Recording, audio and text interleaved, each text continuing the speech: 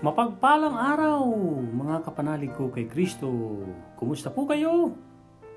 Bago po ang lahat, God is forever in control. Kaya ipamuhay ang ating buhay. Mag-resign na tayo as General Manager ng Universe kasi trabaho ng Panginoon yan. I-let go natin ang mga things na kailangan natin i-let go because God is forever in control. Ano ibig sabihin ng let go? Paliwanag ni Dr. Joe Vitale.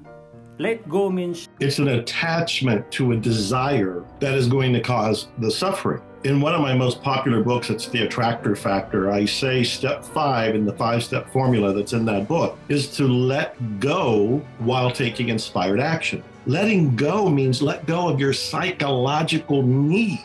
Let go of your attachment. Let go of your addiction. You can desire something and be totally at peace with it or something better showing up in your life down the road.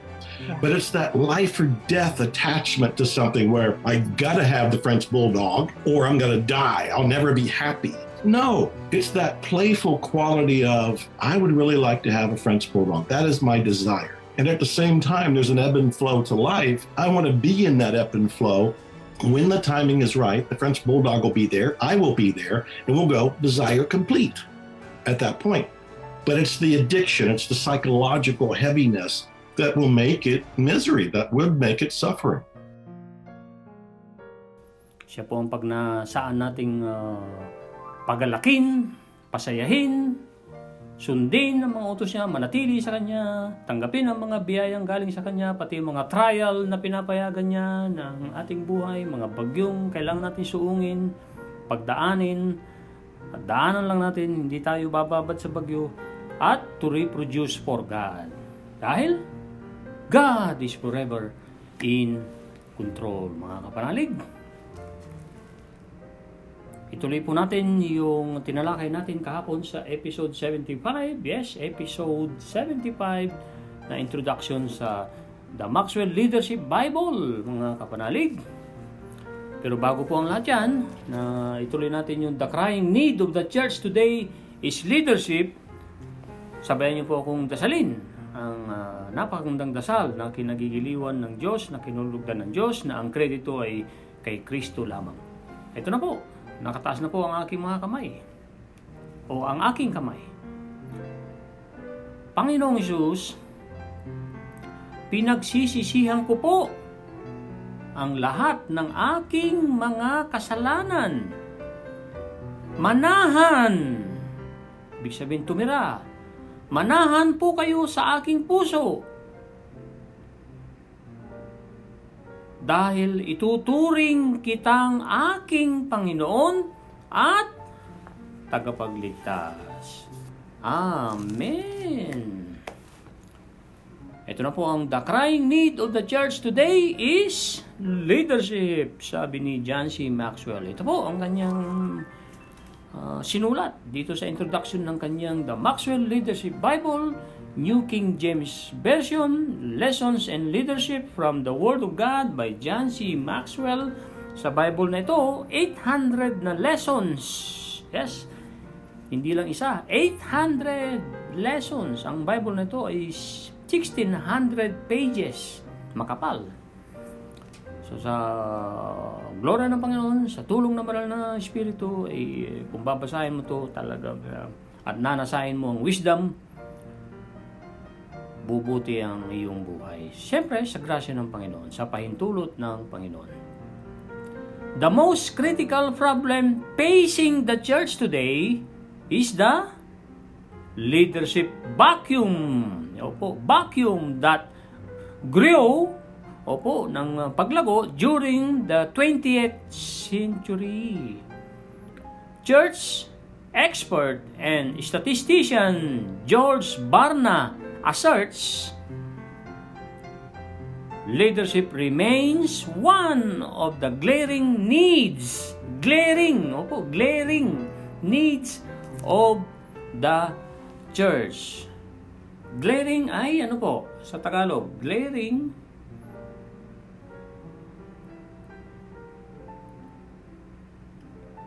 nanlilisik ang glaring Napakagandang description. The glaring, non-realistic needs of the church. People are often willing to follow God's vision, but too frequently, they have no exposure to the other vision or true leadership. Ano po ang vision? Ang vision po ay identity. Lahat ng mga organisasyon, pati dapat tayong mga tao, meron tayong vision. Ang identity natin ay, lagi natin isa isip yan, isa puso. Anak ako ng kataas-taasan Diyos. Yes, I am a child of the Most High God. Yan ang dapat na vision natin. At ang vision ay identity mo yan. Kung ikaw ay katulad namin, membro ka ng cleaning team, ang vision ng RSC Cleaning ay the cleaning company that loves to serve. That's over 12 years. So, ito po ang pagtutuloy ni John C. Maxwell. Just a few years ago, Barna penned some sobering conclusion based on his research. After 15 years of digging into the world around me, I have reached, naabot ko several conclusions regarding the future of the Christian church in America. The central conclusion is that the American church is dying due to lack of strong leadership. Due to lack of strong leadership. In this time of unprecedented opportunity and plentiful resources, the church is actually losing influence. The primary reason is the lack of leadership. Nothing is more important than leadership. Nothing is more important than leadership. Ulitin natin ng sabay-sabay. Nothing is more important than leadership. Christ left His church on earth to do work that has an eternal impact. Ang impact po ay epekto. If the local church isn't well led, then the bride of Christ suffers, nagdurusa, and she will not be able to fulfill His mission for this generation. Bukas sa episode 77, sa glory ng Panginoon, if the Lord wills, tatalakay natin ang God Himself calls us to leadership. Basahin po natin ang scriptures na nasusulat dito po sa episode 76 sa libro ni Sarah Young, Enjoying Kapayapaan sa Kanyang Presensya. Libro ni Sarah Young. Episode 76, Ako ay Diyos na sumasa iyo. Ako ay Diyos na sumasa iyo. Deklarasyon ni Kristo sa ating lahat, ni Lord Jesus Christ. Nasa Mateo chapter 1 verse 21. It says, and she will bring forth a son. She, sino po ang tinutukoy dito? Si Mama Mary. And you shall call his name Jesus, for he will save his people from their kasalanan. Sumunod po na scriptures for today na sesentro sa mensahe ni Lord Jesus Christ sa atin lahat ay nasa Acts chapter 2 verse 28. Opo, Acts chapter 2 verse 28. Ito po, it says, sa tulong ng Banal na Espiritu, you have made known to me the ways, mga paraan, the ways of life. You will make me full of joy in your presence. You will make me full of joy in your presence. Yan po ang napakagandang scriptures na dalawa nasa Matthew at nasa Acts. Ang desiderata na salin ni Benelda S. Santos ay ito po. Marami ang nagsisikap maabot ang kadakilaan at saan mang dakoy may kabayanihan. Yes, may kabayanihan, especially to glorify our Lord Jesus Christ. At sunod po nating talakayin ng mga ngaral, 7 kabanata, versikulo 23. Opo, kasi hanggang 21 po tayo, 7 kabanata sa episode 75. Ito po, mga ngaral, 7 kabanata, verse 23 hanggang sa pagtatapos hanggang 29. Sa lahat ng bagay ay sinubok ko ang karunungan sa pag-aakalang ako'y matalino, ngunit napatunayan kong hindi pala. Hindi natin matatarok ang kahulugan ng buhay. Napakahiwaga nito para natin maunawaan.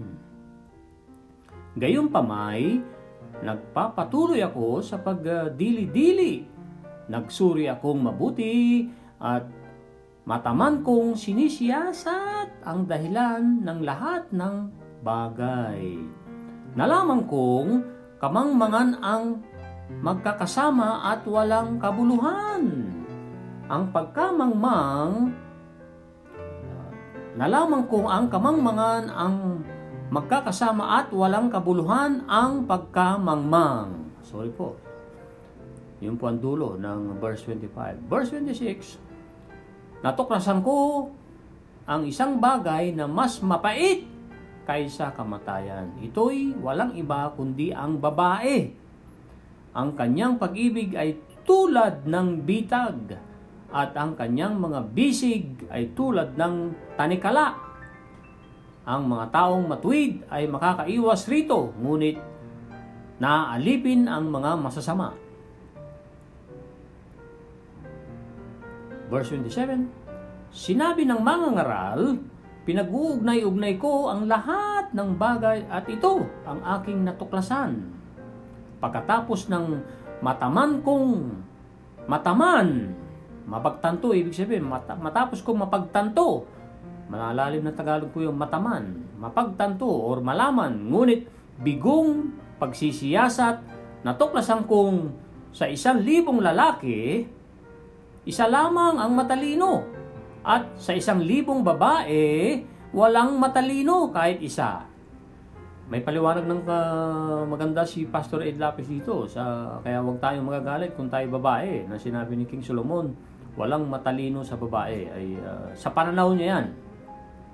So kung naniniwala tayong, kung halimbawa babae tayo, matalino tayo, paniwalaan mo sarili mo, kasi hindi ka paniniwalaan ng iba kung hindi mo muna paniniwalaan ng sarili mo. Ito po ang last verse, 29. Ito lamang natitiyak ko, ang tao'y nilikha ng Diyos sa kabutihan. Ngunit ang tao'y nag-iisip na kung ano-anong bagay. Ang mga shiner ni Kuya Romy De Vera Cruz Jr. na napakaganda, lalo kay Father Anton, ay napakaganda ng kanyang mga shiner at talagang kailangan i-share kasi napakaganda. Tinanim niya ang salita ng Diyos ay talagang dapat natin tulungan ang mga taong nagtatanim ng salita ng Diyos. Inuna niya, sabi niya sa introduction niya sa video na sinend niya, very inspiring homily ni Father Anton Pascual sa Radyo Veritas. AM po ito, radyo ng simbahan. At ang sabi pa niya sa dulo ng aking kuya, all for Jesus. Shout out sa iyo, aking Kuya Romy.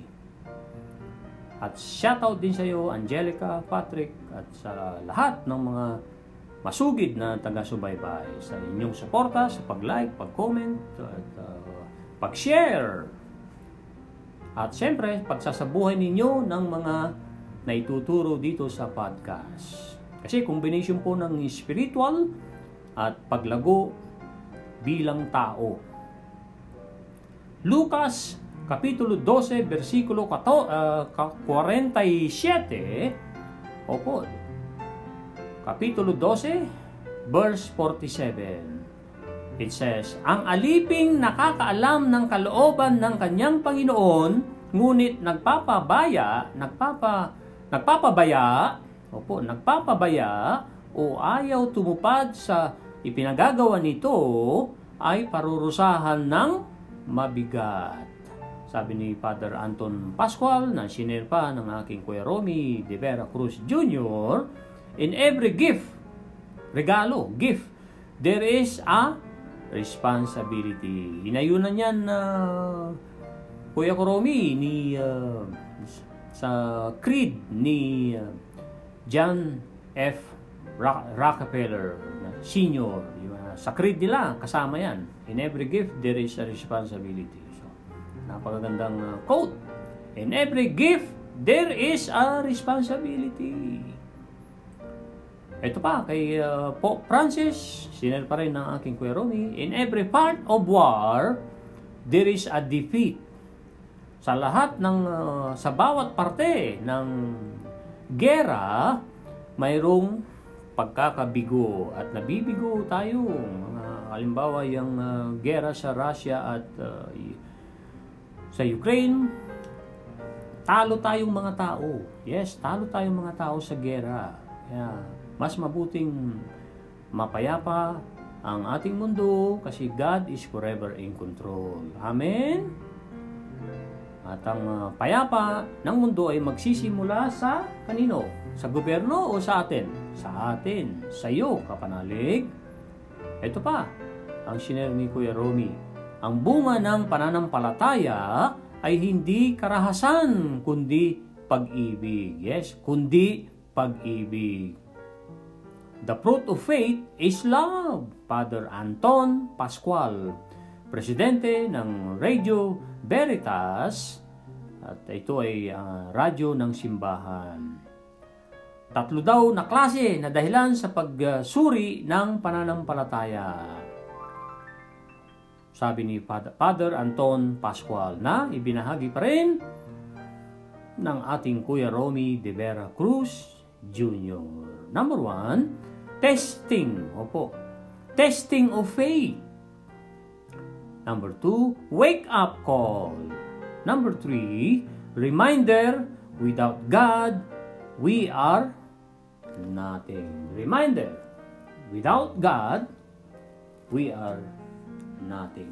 Papuri sa Panginoon. At without Jesus sa ating buhay, ang buhay ay miserable. Ang buhay ay miserable pag walang Kristo Jesus sa ating buhay. At dahil kapahingahan at kapayapaan ang handog ng ating Lord Jesus Christ. Dumako muna po tayo sa episode 75, quick review. October 24, kahapon. Tinawag kita para lakbayin na kasama ko para sa landas ng kapayapaan. Tinawag kita para lakbayin na kasama ako sa landas ng kapayapaan. Napakagandang title. Lie down in green pastures. Humiga ka sa napakalagong damo. At parang sinasabi ng Lord Jesus Christ, halika, kung ako ang Diyos mo at sa aking presensya ka lalagi, titigil, mananatili, ay maginhawa ang buhay mo, mahaba ang buhay mo, pagpapalain ka, oo, susuong ka pa rin sa bagyo, pero poproteksyonan kita bilang pastol mo. Di ba? Napagandang pag-iisip po yan natin, mga kapanalig. Yes, inahayan tayong dumaan sa mga trial ng ating buhay dahil change is inevitable. Yes, change is inevitable. Hindi natin makukontrol ang change. Kita nyo ang panahon. Isang araw nga lang, medyo maganda-gandang panahon dito sa Regina. Kahapon, umulan na ng makapal-kapal na snow. At ngayon, walang snow po ngayon. Hindi po umulan ng snow ngayon. Pero paganda ng paganda ang panahon. Kasi bisita lang tayo rito. Hindi dapat natin sisihin ang panahon. Ang panahon ay nandyan na. Ang winter, sabi ni Jim Rohn, ay hindi mo matatanggal lamang sa kalendaryo mo. Halimbawa, tatanggalin mo ang Enero, Pebrero, Marso, para maging Abril na, Spring, Mayo. Ay hindi pwede yun. At mayroong winter sa ating buhay. Ang winter ay sumisimbolo ng malamig at pabago-bagong panahon na nandyan din ang dulas ng kalsada dahil pag nag-icy ang kalsada, pati tayo pag naglalakad tayo sa mga walkways ay minsan nadudulas po tayo. Kaya the best na may kamalayan tayong naglalakad, may kamalayan tayong nagdadrive. Na distancing talaga sa driving ng winter, mahalaga yan. Huwag kang tututok dahil biglang pag nagpreno yung nasa harap mo at tumutok ka, ano mangyayari? Masasalpok mo nasa harap mong sasakyan. Kaya dahan-dahan lang sa pagmamaneho at asahan na God is forever in control. At syempre, nakakatulong ang winter tire at four-wheel drive na sasakyan during winter time, especially icy at snow storm. At dahil yung iba, yung mga sasakyan ay rear drive or front wheel drive. So, talagang may challenge doon pagka yun ang minamaniw nating mga rear or kaya front wheel drive. Ang four wheel drive ay napakahusay, lalo na pag may kamalayan ka, nagdadrive na maingat, hindi naman super ingat na takot ka na mag-drive. May tiwala ka pa rin sa sarili mong nagdadrive ka ang unang winter time. At asahan mong papastulan ka ng Panginoon kasi sabi nga niya rito ay hayaan mo kung maging Panginoon mo. At ang payapa ng kalooban at payapa ng isipan mo ay pupunuin ko ng kapahingahan, kapahingahan at kapayapaan. At matuto kang magpahinga, anak, kahit anong panahon, kahit anong oras, basta posible na ikaw ay magpahinga ka. Hindi po sinasabi ni Lord Jesus Christ dito na hindi na tayo magtatrabaho, na todo-todong magpahinga na tayo, nahihiga na tayo sa higaan. Kailangan gawin pa rin natin ang ating parte. Kung ang mga tupa ay ipinastol ng dakilang tupa, inilagay sa mga maberding damo, ay kakainin pa rin, hindi susubuan, di po ba? Ang mga ibon na hindi nagtatanim, hindi umaani, pero pinapakain ng Ama sa Langit, ay ginagawa pa rin nila ang parte nila para tumuka at kumain at hanapin ang mga bulati, kasi naniniwala din ng mga ibon, may kasabihan, early birds catches worms. Agree? Maraming salamat po. Sa aking presensya na ako'y nagpapastol sa iyo, anak, ay sana manatili ka.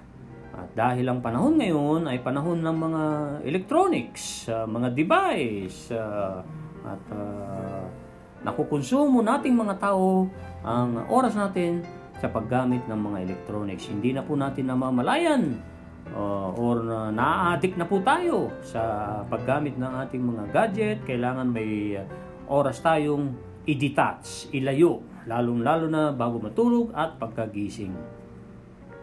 Yes, tamang gumamit ng cellphone, computers, TV, pero dapat alam mo kung kailan ka gagamit yan at alam mo kung kailan mo hindi mo kailangan gamitin yan. Lalo na sa panahong nakikipagniig tayo sa Panginoon bago matulog at pagkagising. Nagkakaroon ng hindi magkanda-ugaga na tayong mga taong may panahon tayong hindi tayo magkanda-ugaga kung masyado na tayong super busy, na masyado na tayong addict sa mga electronic gadget natin. Nalilimutan natin na ang inihandog sa atin ng Panginoong Hesus ay kapahingahan at kapayapaan. So, pagka nababaluktot ang ating isip, ang ating buhay, ay lumapit lang kay Lord Jesus Christ kasi anytime, welcome na welcome tayo sa Kanya. Magandang manatili tayo sa Kanya, humawak tayo sa Kanya kasi hindi siya bibitaw. Kaya, itong kapayapaan na handog ko sa iyo, sa aking presensya, anak, yan ang dapat mong nasain kasi pinili kita hindi sa kalakasan mo, kundi sa kahinaan mo. Yes, hindi kita pinili sa kahinaan mo, anak. Sabi ni Lord Jesus Christ, pinili kita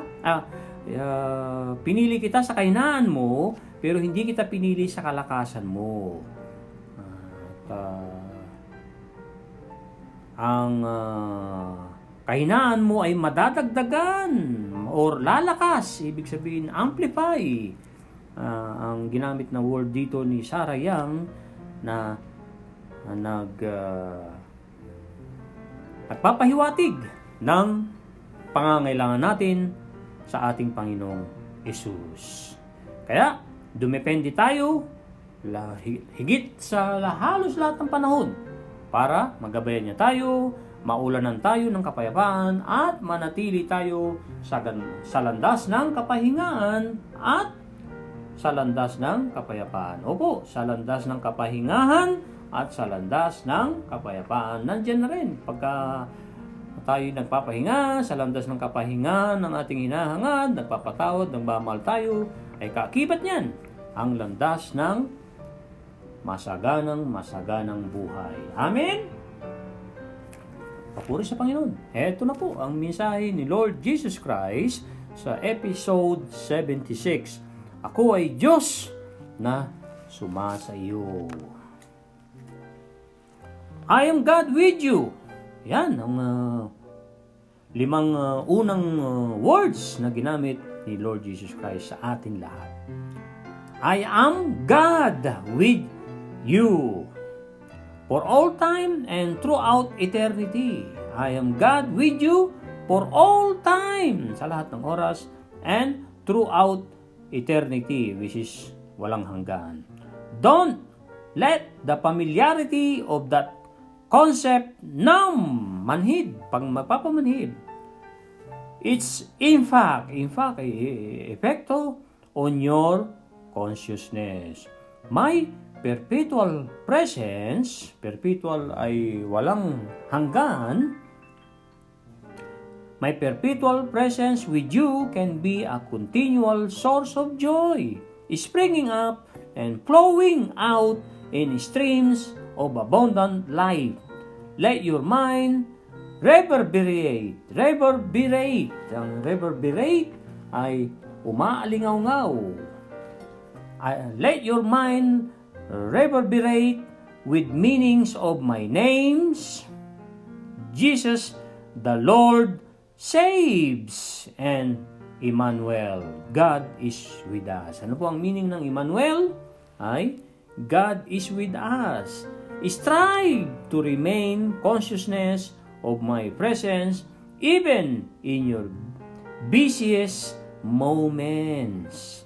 Talk with me, whatever delights you, whatever upsets you, whatever is in your mind. These tiny steps of daily discipline, taken one after the other, will keep you close to me on the landas ng buhay.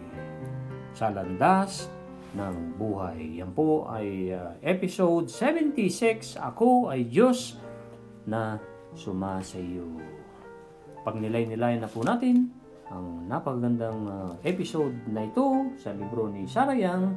At yung mensahe na yan hinango ni Sarah Young sa Mateo chapter 1 verse 21 at sa Acts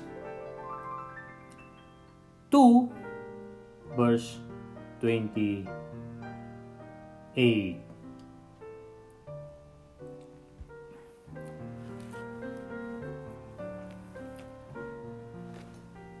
Ito po ang pag-nilay-nilay po natin mga kapanalig sa tulong ng Banal na Espiritu para lalong manuot, para lalo nating maunawaan para lalo tayong matulungan may sa buhay. Yes, may sa buhay. Kasi pag natutunan mo, ay kulang yan kung hindi mo isa sa buhay, kung hindi mo i-apply. May buto ng kamatis kang proven na talagang magbubunga ng todong malaking kamatis, pero kung hindi mo itatanim yung kamatis na yan, walang mangyayari. So, sumasayo ako. Ako ay Diyos na sumasayo sa lahat ng oras at sa lahat na walang hanggan. Yes, na walang hanggan. Wag mo nga yan na ang pagka marami ka nang nalalaman, na pamilyar ka na sa mga sitwasyon, ay yan ay konsepto ng pagkamanhid, na pagka inaasa mo lang sa iyong sariling kakayanan. Kaya, trust in the Lord, do not lean on your own understanding, ang payo ni King Solomon sa Proverbs chapter 3, verse 5. Yung chapter 3, verse 6 naman, na napakaganda rin, acknowledge God and He shall strengthen your path. I-acknowledge mo ang Panginoon in all of your ways. May kadagdagan po yun.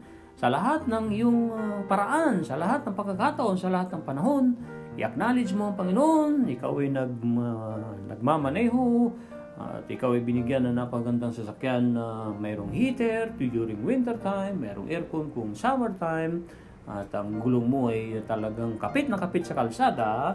I-acknowledge mo ang Panginoon. Pagdating mo dun sa pinuntahan mo, i-acknowledge mo ang Panginoon dahil talagang pinapastulan ka niya. The more mo na binabanggit mo si Lord Jesus, ay ano nangyayari? Idediretso niya ang balikong daan. Poproteksyonan ka niya, ibig sabihin doon. At pasasaganahin niya ang buhay mo. At bibigyan ka niya ng mga empowerment para lumakas ka na sumuong sa mga bagyo ng buhay.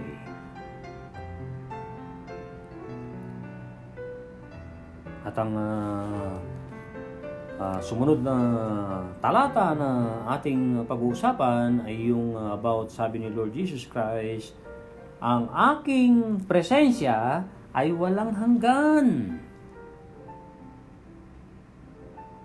sa iyo. Ang aking presensya ay walang hanggan sa iyo, na tuloy-tuloy. Ito ay pinanggagalingan ng kagalakan at umuusbong, tumutulo, kusang dumarating ang mga parang batis ng kagalakan, batis ng kapahingahan, batis ng kapayapaan, at batis ng masaganang buhay, na kapag pinili natin si Lord Jesus Christ sa kanyang mensahe na rito. At ang payo niya sa atin, pabayaan daw natin ang ating isip ay na umalingaw-ngaw nang ang ibig sabihin, ang inilalagay natin sa isipan at puso natin ay si Lord Jesus, ang Panginoon na nagliligtas at ang Panginoon na sumasa atin.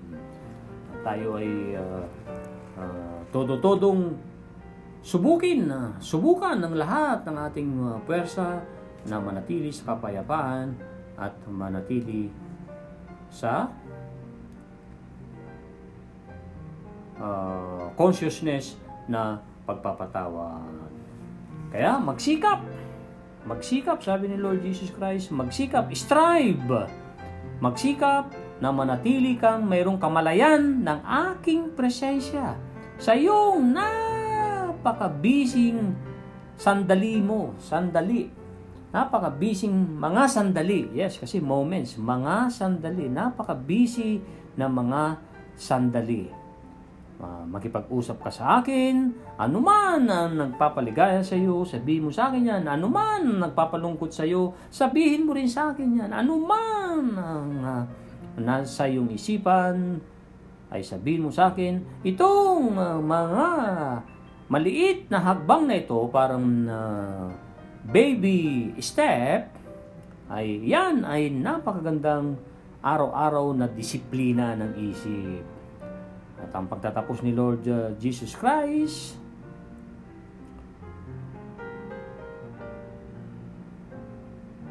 pagka nananatili ka sa presensya ko at tinatanggap mo ang handog kong kapayapaan at kapahingaan, ay mananatili kang nakadikit sa akin na nilalakbay nating dalawa ang landas ng iyong buhay. Napakaganda ng mensaheng sinulat ni Sarah Young, binase sa Bible base sa Matthew chapter 1 verse 21 to 23 hanggang dinuktuhan sa Acts chapter 2 verse 28.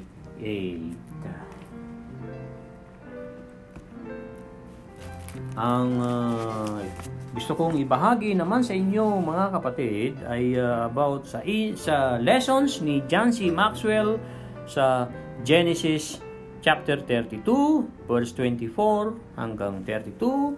Mabalik tayo sa The Maxwell Leadership Bible. Ang pamagat, Jacob, Breaking Before Blessings. Ito po ang mensahe ni John C. Maxwell sa lessons niya, yung binanggit kong sa Genesis 32. Jacob turned a crucial corner the night he wrestled the angel of God. He broke physically when the angel dislocated his hip, but he also broke emotionally. He told the truth about his name and character.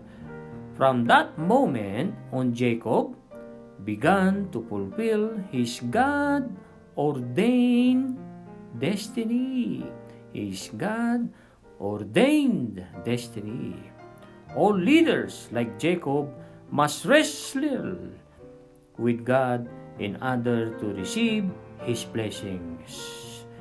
God blessed Jacob because tayo daw ng mga leaders ay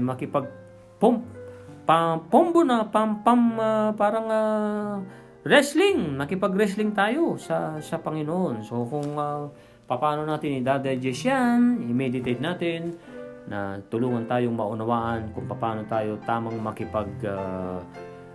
wrestling sa Panginoon. Ito ang sulat ni John C. Maxwell. Ito po yung kung bakit na-bless si Jacob.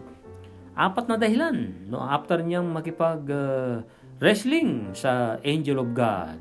At pinilay siya ng angel. So si Jacob broke emotionally. So, ito po. Number 1, Jacob was alone, nag-iisa, with God. Verse 24 po yan. All distractions have been removed. Number 2, Jacob was hungry for God. Sa verse 26 po yan. He desperately wanted to receive what God had for him. He desperately wanted to receive what God had for him. And number 3, Jacob was broken by God. Sa verse 25 and 28, hinayaan niya ang Panginoon. He allowed God to break him and change him. Number 4, Jacob was honest with God.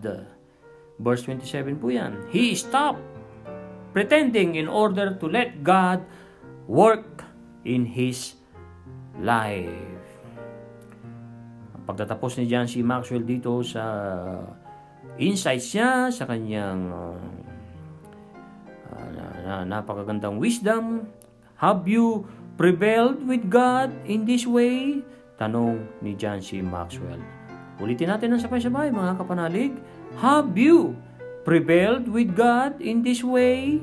Leaders cannot do anything of significance in the kingdom of God until they humble themselves before God and seek His face.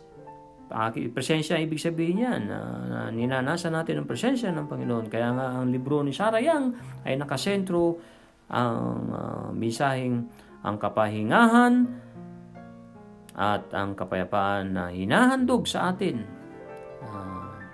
unlimited, walang hanggang kapahingahan at walang hanggang kapayapaan ng handog ni Lord Jesus Christ. Sa libro na yan ni Sarah Young. So, pagkatapos dito ni John C. Maxwell, you must be broken in order to be blessed.